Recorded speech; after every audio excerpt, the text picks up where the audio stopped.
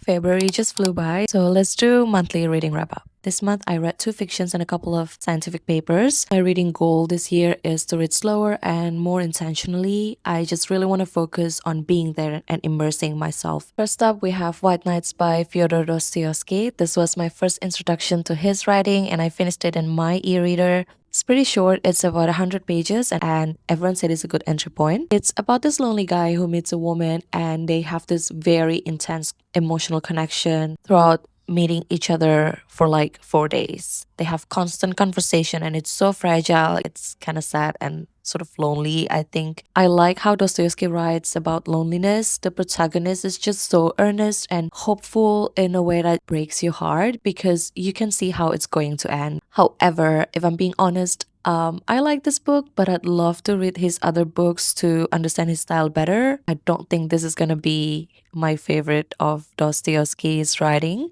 but yeah, I'm not the biggest fan of this book. But anyway, next we have Martyr by Cafe Akbar. I already made a whole video about this book because honestly, this book scratched my brain in the best way possible. But in summary, if you're someone who usually avoids topic of death or grief, this one will get past all your defenses. It's about this Iranian American guy trying to figure out what makes a death more meaningful. The writing is so poetic and deeply atmospheric. Honestly, easy 5 stars for a reason. If you read this book in public, I just know you have a good taste. And the third thing I read, and I use this term loosely, was a bunch of academic articles on culturally and linguistically diverse communities and autism detection in Australia. This was some reading I did for my master's literature review, so not exactly an easy or fun read. Some of it were pretty fascinating.